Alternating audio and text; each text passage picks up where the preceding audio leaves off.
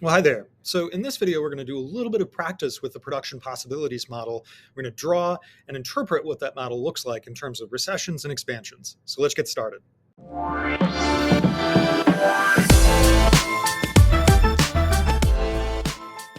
So in our first part, we say correct the statement by crossing out and replacing words to make them true. So there's a couple of ways that you could actually do this to make them right. It says points inside a PPC are efficient and points outside are inefficient. Realistically, we know that if they're inside the PPC, that means there's like unemployment. So we would say that that's inefficient. And points outside of it are more like unfeasible, right? They're impossible, if you want to say that. Unfeasible, or we could say impossible. You could also say maybe that they're unsustainable, right? That's kind of a sustainability is another part of that. We couldn't do that for an extended period of time. Increasing the resources available for production does not change the PPC. No, it does. It shifts out the PPC. And there are two other things that could shift out of PPC. They're the things that create economic growth. So we learned in fundamentals that more growth is caused by more resources, better quality resources, which that would also shift out your PPC, or new technology that's creating more productivity in some way. That's allowing you to shift your PPC out.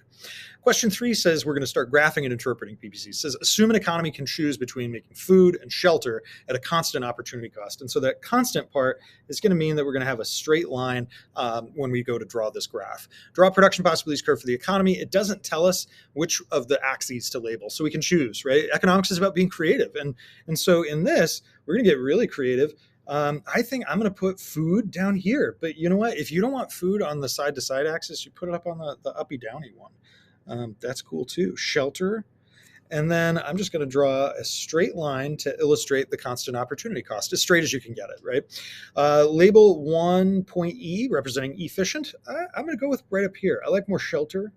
I like me some shelter. But if you wanted, you could also put your point E all the way down here where there's all food and no shelter. You could put your point E right here where there's all shelter and no food. As long as it's on the line. Right, so it's a little bit creativity.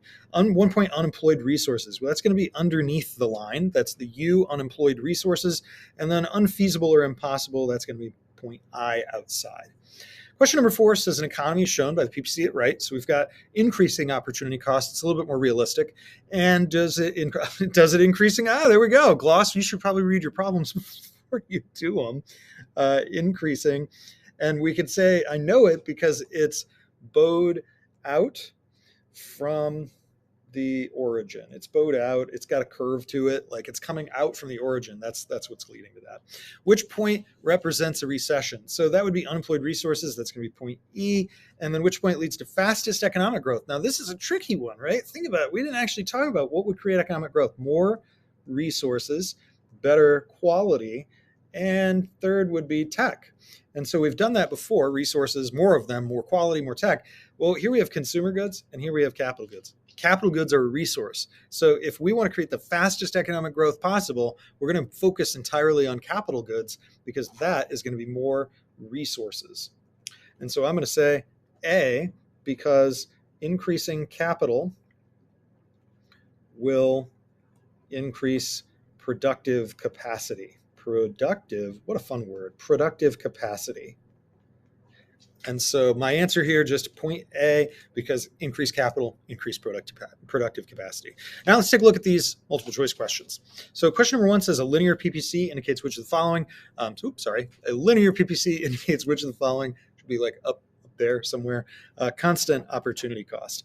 Number 2, of the feasible and efficient points on the production possibilities curve, this one that's right here, producing at which will lead to the most economic growth. We just had that conversation. So feasible and efficient. So we're going to rule out point J because it's not efficient, right? We're going to rule out point S because it's not efficient. M is not feasible. So N is our only correct answer here, rather than the two inefficient points of production.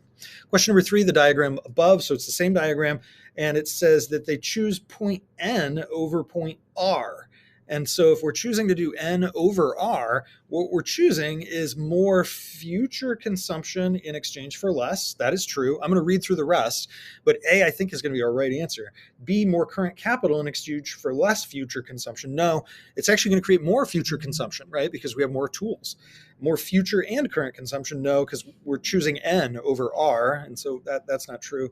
Less future consumption. No, we already ruled that out. Less current capital. No, because point N is more current capital. So correct answer A, more consumption in the future in exchange for less consumption today, right? That's kind of like that marshmallow test.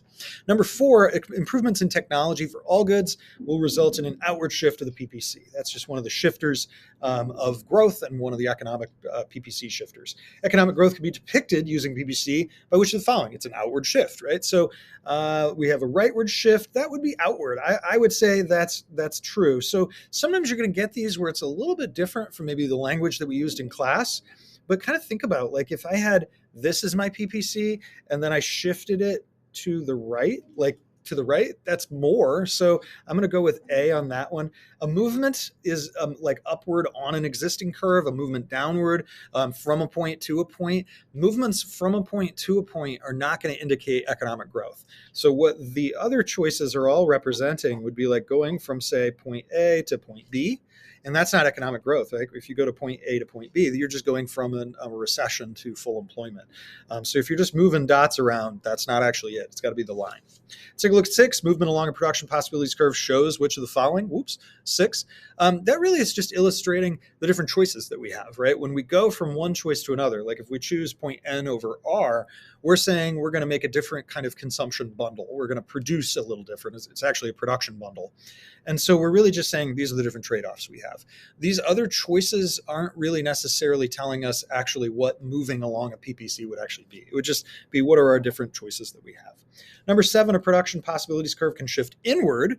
So that would be like the opposite of economic growth. That's really bad. Increase, no. Increase in unemployment. That's a tempting answer, B. But it's not right. And the reason why is that point B is just saying like we went from point A to point B. Right? That's not a change in economic growth. It's just saying that we had more unemployment when we went from A to B. C, an increase in the price of raw materials. Again, that's probably just going to move us, right? It's not going to actually change our capacity to produce. Misallocation of resources. Again, A to B in this picture. But E, a natural disaster, that could destroy our labor, right? You could have people die. It could interrupt their working, right? They couldn't go to work because, you can't get there if a hurricane hits.